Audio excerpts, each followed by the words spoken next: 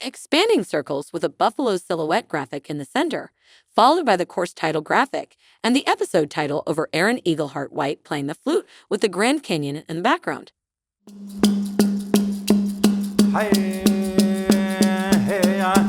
Welcome to the final episode of our series, Understanding Tribal Treaties and Reserve Rights.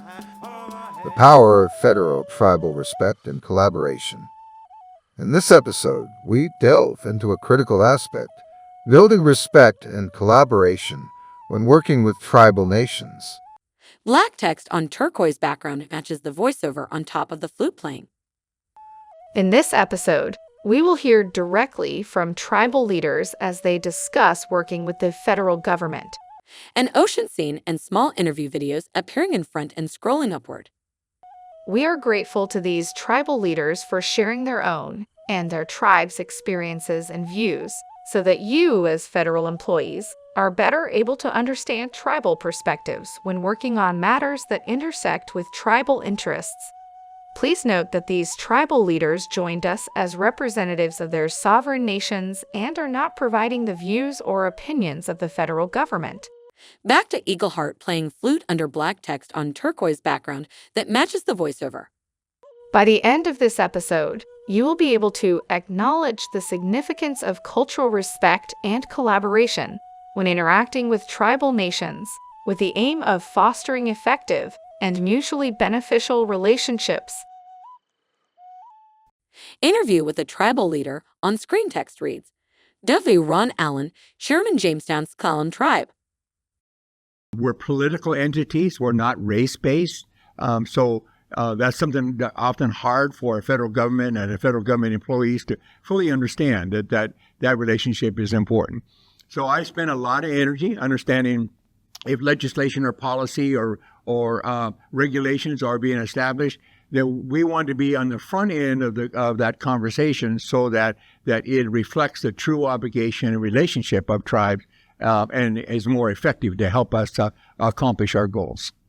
Interview with a tribal leader on screen text reads, Cheryl Andrews Maltese, Chairwoman, Wampanoag Tribe of Gay Head, Aquina. And if COVID taught us anything, it is that when tribes are given the resources necessary, we do the job better because we know what we need to do on behalf of our people. And despite it being such a tragedy and a loss in Indian country, we had a lot of lessons that we learned.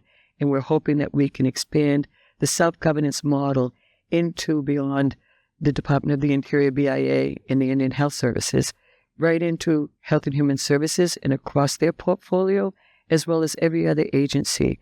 Because when you think about the amount of money and the redundancy that the United States is allocating for purpose areas, they're small pots of money, but if you combine them all, it might be able to make a difference to the tribes. But until or unless they step away from the antiquated system and that broken system that they've predicated everything on, we're still going to wind up by competing against ourselves. The tribes that need the assistance the most generally don't get it because they don't have the resources. So we need to change that relationship, change the way we do business, and think forward thinking towards how that relationship will be with our children and our grandchildren. Because I'm third generation and dealing in a leadership space for my tribe and my community, and I don't want my daughter or my grandchildren to be having the same discussion that I'm having that my mother had when she would be in front of Congress or when she was speaking with Bureau of Indian Affairs. Interview with a tribal leader on screen text reads, Patricia McDonald, President, Healy Lake Village Council. I think that one of the really most important things about working with tribes is understanding that we have high turnover. We have extremely high turnover. It is challenging working for tribes in small communities where people are often having to move to educate their children, where people are having to move for health or to take care of an elder in another community. And so there's high turnover, and that presents challenges on getting anything done. I also think that there are challenges with regard to understanding just exactly what the project is or how to best meet the project. Oftentimes, writing grants can be challenging for tribes. You hear it all the time, there is so much money, don't leave the money on the table. However, many tribes don't have the capacity to write those grants. And recently, when we were working on a grant, I needed help and I reached out and I was told that that type of consultation wasn't available. And I think to myself, what would happen if I didn't have the resources that I had?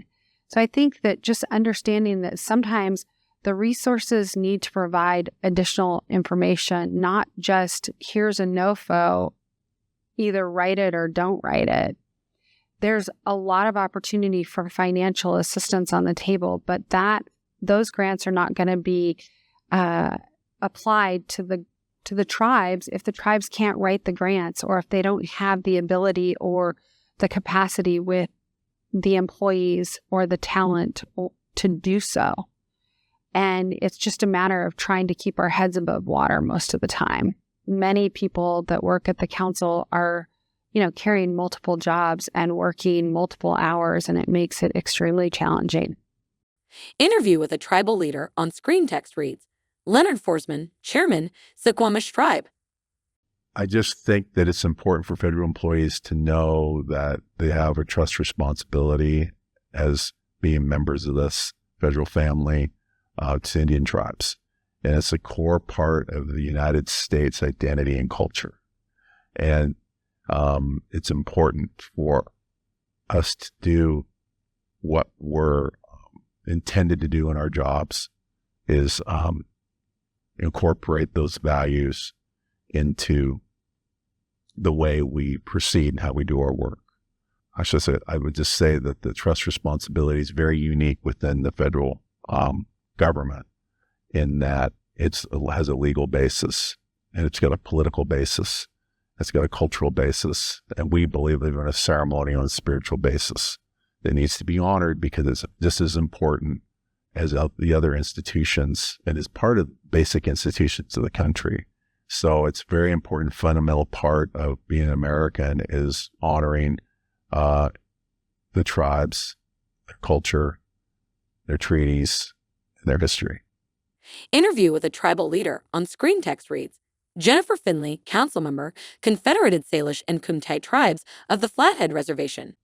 I think understanding the concept of nation to nation, and I think really having an open mind and an open heart and having the spirit of a beginner. Because if you don't know something, that's okay. It's better to ask rather than just not taking the time to learn something or just presuming that whatever you know is good enough. To feel really comfortable asking questions and to be okay not knowing something. I think that is a sign of respect when you ask. Interview with a tribal leader on screen text reads, Joe Bird, International Affairs Special Envoy, Cherokee Nation. I think the federal employees are assigned throughout the United States. Some may be assigned in their tribal area. They need to come to visit tribes and walk a mile in our shoes to see, what expertise we have. And maybe we're doing things okay without them trying to guide us. Maybe they can learn from us because, and I'll give you an example in the state of Oklahoma. Most of the development in the state of Oklahoma, we have 39 federal recognized tribes there. If you drive around Oklahoma, it is the tribes that are building houses. It's the tribes that are building roads. It's the tribes that are doing economic development. Partnerships is a big deal for me. When I was in office, we partnered with the county commissioner. We partnered with the local law enforcement. We gave them surplus equipment. County commissioners, we would build roads together. We provide the funds, you provide the equipment. Those type of partnerships that I think other tribes that we've learned from, or they've learned from us, are very helpful in moving forward because we're all in this together. We're all trying to better the lives of our youth. And if the counties and the state and federal government would all work together in partnerships and learn how to compromise, we would have a better place to live. Interview with a tribal leader on screen text reads, Reggie Wasana, Governor, Cheyenne and Arapaho tribes. I believe that with money, resources, the tribes have become a major player in a lot of the departments in the federal government. And sometimes if tribes don't have those resources, federal employees and congressional people don't listen or deal with the tribes in a positive manner. And I wish that federal employees would learn that no matter who you are, what color you are, how much money you have, that they should deal with you in equal manners. Interview with a tribal leader on screen text reads, Leonard Funday, Secretary/Treasurer, Leech Lake Band of Ojibwe. So I think one of the things that federal employees should know about tribes is that Indigenous people are contemporary people, where we are 21st century Americans, just like everybody else. And we have a history that's unique. We have a culture that's unique, but we exist within the context of American society, just like everybody else. We have influences that impact the way that we think, the way we make our decisions as well, that could be things like media, just like the other things that Western society has. But we still have that unique culture and that unique identity. And to understand that Native people are walking out that identity within the context of being 21st century Americans. And so to not be surprised that that's something that we're working out, that we're walking out, and that it's important to us to maintain that history of who we are as Indigenous people. I know in a lot of consultations that I've been a part of, we traditionally start our meetings off with a prayer, an invocation. And I know that's foreign to a lot of federal employees, but that's something that goes back to who we are as, and the history and the culture of how we operate.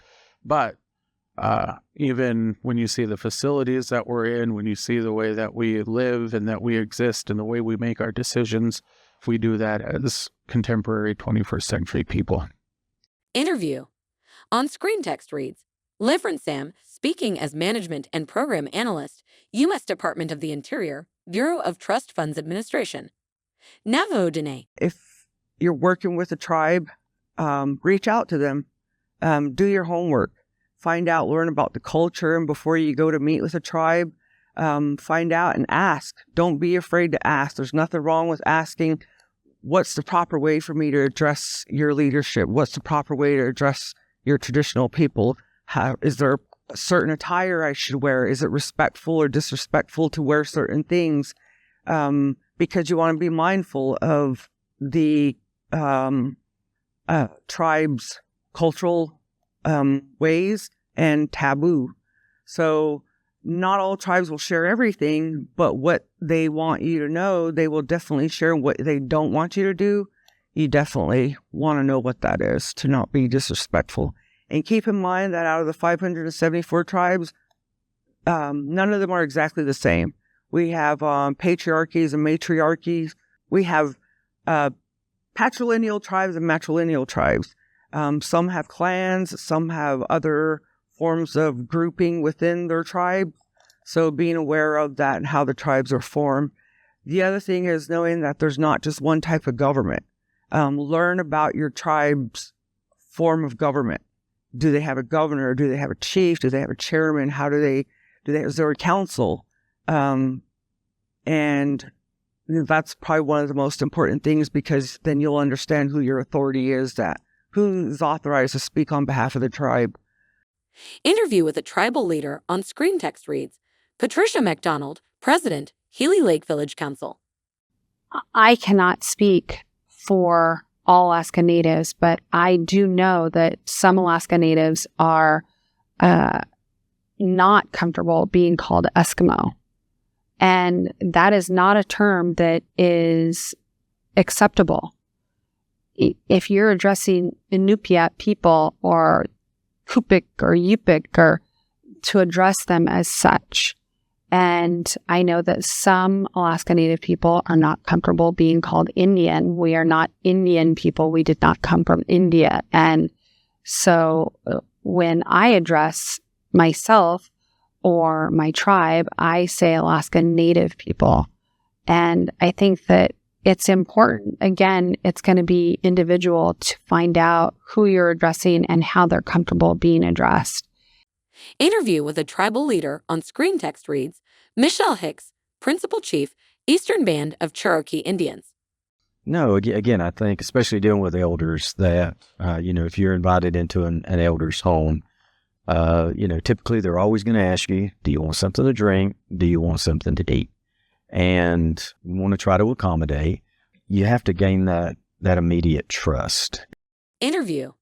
On screen text reads, Liverence Sam, speaking as Management and Program Analyst, U.S. Department of the Interior, Bureau of Trust Funds Administration.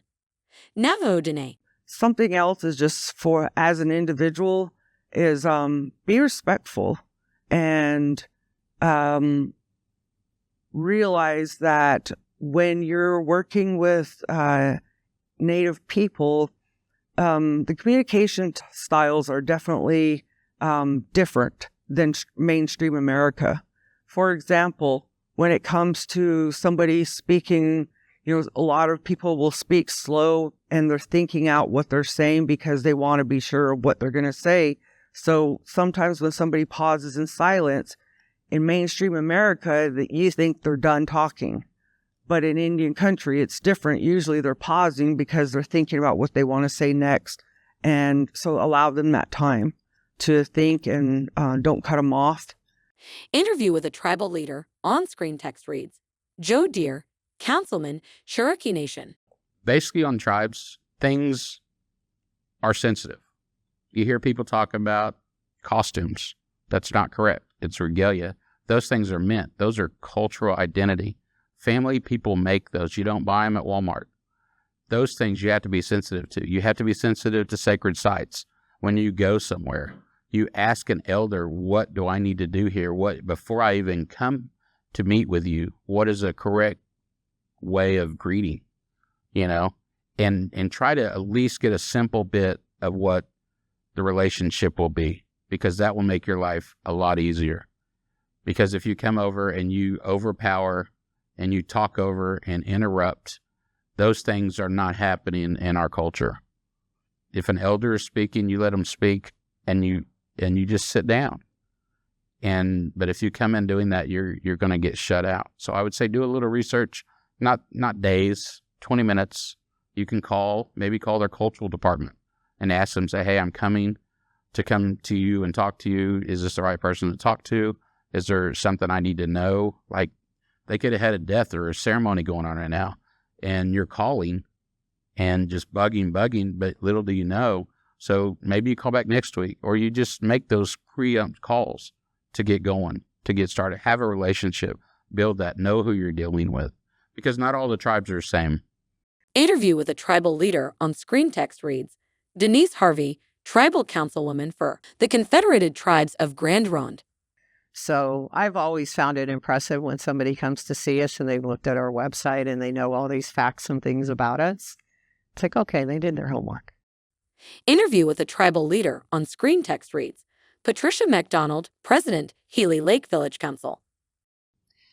I find when I am talking to federal employees about our tribe that they are not aware of the challenges it is to, one, get there, or the challenge of getting supplies there, much less the lack of the ability to have any sort of communication.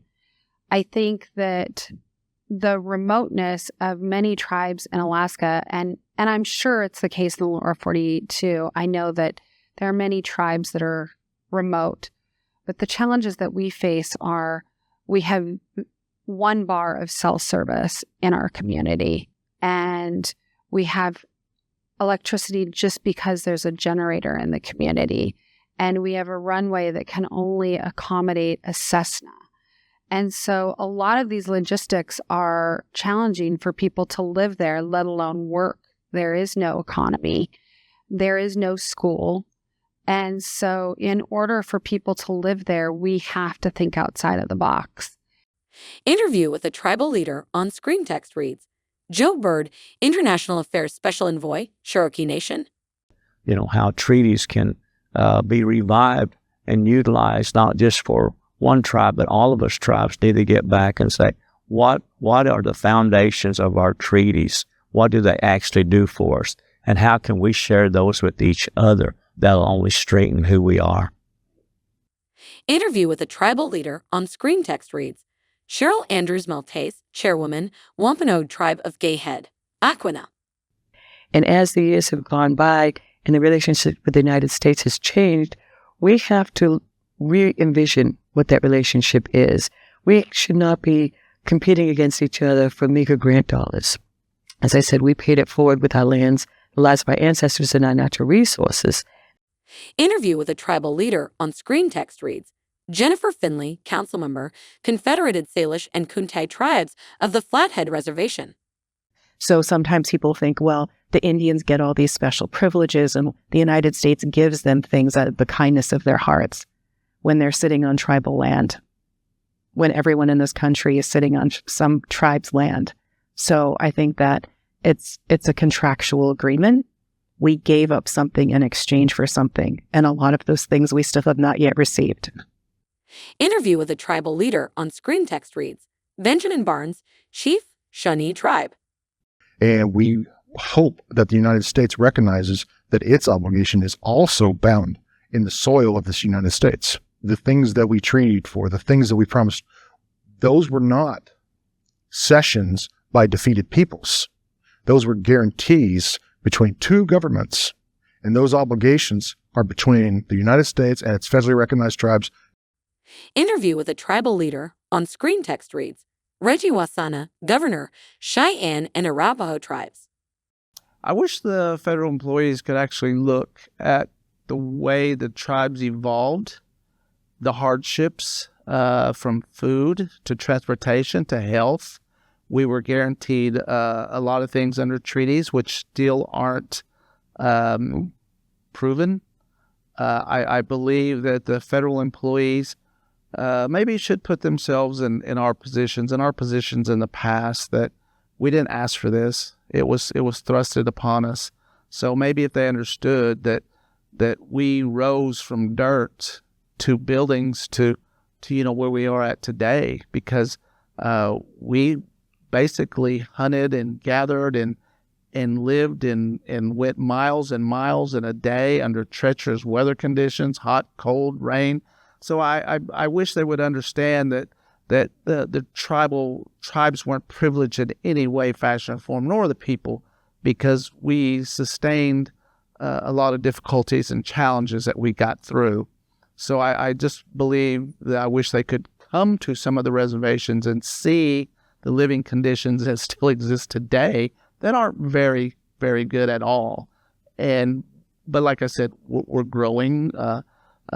We hope that we get more people educated to take us out of those difficult, challenging positions. So I just wish they would understand what we went through, because I don't think a lot of them do. A lot of them, I believe some employees are there for themselves and are doing the 8 hours a day and go home without actually knowing who they're supposed to affect and why they're supposed to affect them. So I just wish there was more compassion within the federal employees than just an 8-to-5 job. Interview with a tribal leader on screen text reads, Mark McCarrow, Chairman, Pachinga Band of Indians. You can talk about best practices, and there's any number of ways to meaningfully engage, but being proactive, doing better than what is the minimum requirements are, taking those to heart, not just checking a box on a NEPA checklist or on a policy guideline sheet. Do better. As Americans, there's a debt America owes to tribes. Here's a chance to make good. You work for the United States government, engage these consultation processes, do right by by your own moral code, do right by the law, and then do right by tribes and do right by the United States. Be part of expressing, through your work, the best of the United States, the best of America. Here's a chance to do that.